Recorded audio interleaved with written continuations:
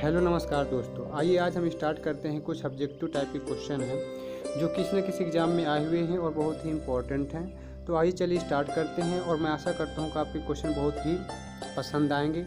और देखने से पहले आप वीडियो को लाइक करें, सब्सक्राइब करें और कमेंट करके ज़रूर बताइएगा कि आपको कैसा लगा। देखिए, पहला क्वेश्चन है हमारा, सबसे चमकीला ग्रह कौन सा है? तो सबसे चमकीला ग्रह है शुक्र।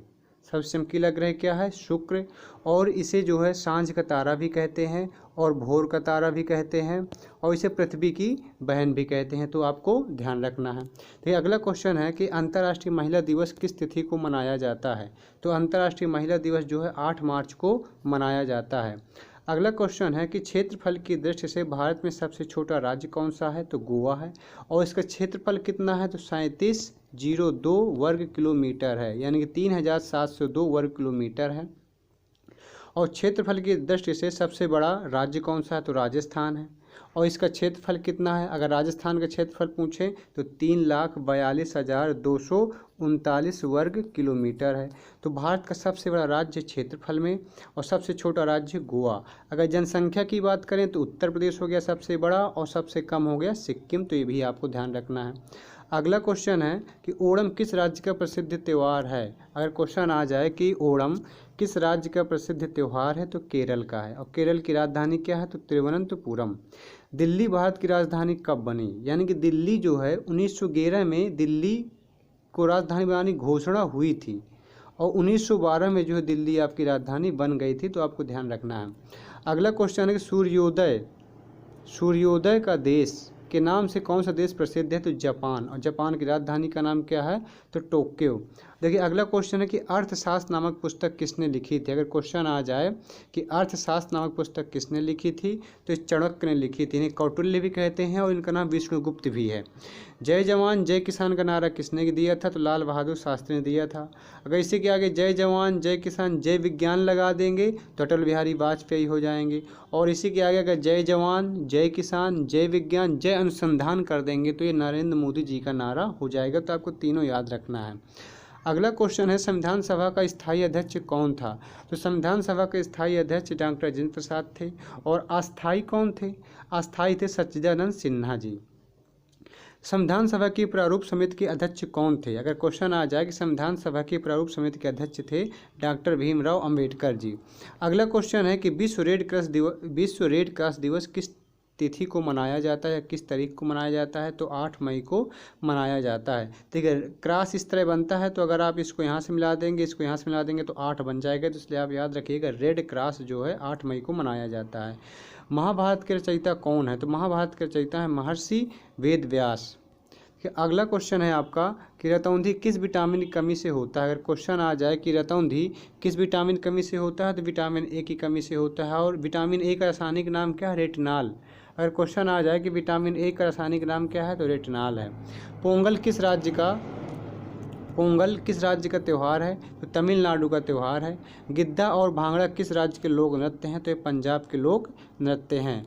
अगला क्वेश्चन है, टेलीविज़न का आविष्कार किसने किया था? अगर क्वेश्चन आ जाए कि टेलीविज़न का आविष्कार किसने किया था, तो जॉन लॉगी बेयर्ड ने किया था। और भारत की पहली महिला शासिका कौन थी? रजिया सुल्तान थी। किसकी पुत्री थी? इल्तुतमिश की पुत्री थी। मछली किसकी सहायता से सांस लेती है? तो गलफड़ों की सहायता से मछली सांस लेती है। अगला क्वेश्चन, इंकलाब जिंदाबाद का नारा किसने दिया था? तो इंकलाब जिंदाबाद का नारा भगत सिंह ने दिया था। लेकिन इंकलाब जिंदाबाद शब्द का प्रयोग जो है मोहम्मद इकबाल ने अपनी बुक में किया था, लेकिन इसको प्रचलित किया था भगत सिंह ने। इसलिए जो भगत सिंह हर एक जगह आपको पढ़ने के लिए मिलता है।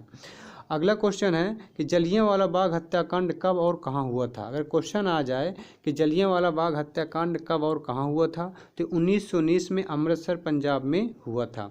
1939 ईस्वी में कांग्रेस छोड़ने के बाद सुभाष चंद्र बोस ने किस दल की स्थापना की थी? तो फॉरवर्ड ब्लॉक की स्थापना की थी। अगला क्वेश्चन है कि पंजाब केसरी किसे कहा जाता है? तो लाला लाजपत राय को पंजाब केसरी कहा जाता है। सैंडर्स की हत्या किसने की थी? तो सैंडर्स की हत्या भगत सिंह ने की थी। 1857 ईस्वी के विद्रोह में किसने अपना बलिदान सबसे पहले दिया था? तो मंगल पांडे ने बलिदान दिया था। भारत की पहली महिला राज्यपाल कौन थी? तो सरोजिनी नायडू थी। और कहाँ की बनी थी? ये उत्तर प्रदेश की। अगला क्वेश्चन है कि माउंट एवरेस्ट पर 2 बार चढ़ने वाली पहली महिला कौन थी? संतोष यादव थी।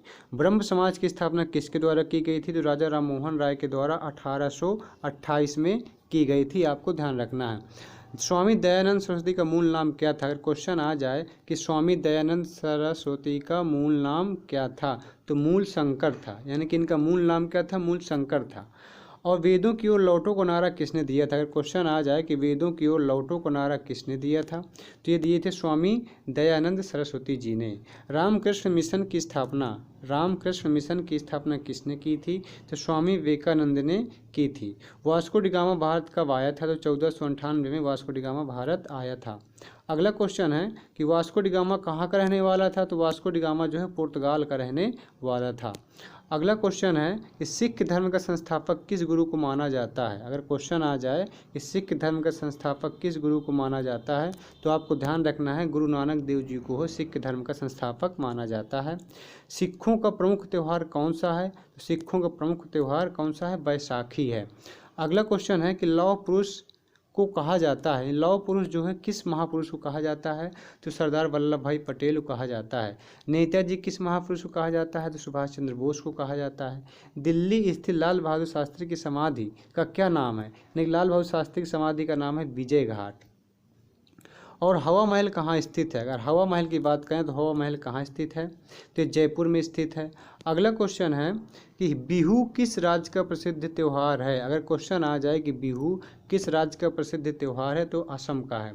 असम की राजधानी का क्या नाम है? दिसपुर। कौन सी विटामिन आंवले में प्रचुर मात्रा में मिलता है? तो आंवले में विटामिन सी मिलता है। विटामिन सी का रासायनिक नाम क्या है? Ascorbic acid. भारत का प्रथम गवर्नर जनरल कौन था? तो विलियम बेंटिक था। भारत का प्रथम गवर्नर जनरल कौन था? William Bentinck. कागज़ का आविष्कार किस देश में हुआ है? अगर क्वेश्चन आए कि कागज़ का आविष्कार किस देश में हुआ है, तो चाइना में हुआ है। गौतम बुद्ध का बचपन का नाम क्या था? तो सिद्धार्थ था। भारत में सशस्त्र बलों का सर्वोच्च सेनापति कौन होता है? तो राष्ट्रपति जी होते हैं। अगला क्वेश्चन है कि भगवान बुद्ध को ज्ञान की प्राप्ति कहाँ हुई थी? अगर क्वेश्चन आ जाए कि भगवान बुद्ध को ज्ञान की प्राप्ति कहाँ हुई थी, तो बोध गया बिहार में हुई थी। आर्य समाज की स्थापना किसने की थी? तो स्वामी दयानंद सरस्वती ने की थी। पंजाबी भाषा की लिपि कौन सी है? तो पंजाबी भाषा की लिपि गुरुमुखी है। अगला क्वेश्चन है भारत की मुख्य भूमि का दक्षिणतम किनारा कौन सा है? तो ये है कन्याकुमारी। कन्याकुमारी कहाँ है? तमिलनाडु के राज्य में है, सबसे निचला पॉइंट है। अगर पूछे कि भारत का सुदूरस्थ दक्षिणतम पॉइंट का है, तो वो है आपका पिग्मेलियन पॉइंट, जिसे क्या कहते हैं? इंदिरा पॉइंट कहते हैं, जो ग्रेट निकोबार में है। लेकिन अगर मुख्य भूमि से पूछेगा तो कन्याकुमारी ही कहना है। भारत में सबसे पहले सूर्य किस राज्य में निकलता है? तो सबसे पहले सूर्य जो है अरुणाचल प्रदेश में निकलता है। अरुणाचल प्रदेश की राजधानी का नाम क्या है? तो ईटानगर नाम है। इंसुलिन का प्रयोग किस बीमारी के उपचार में किया जाता है? तो मधुमेह के उपचार में किया जाता है।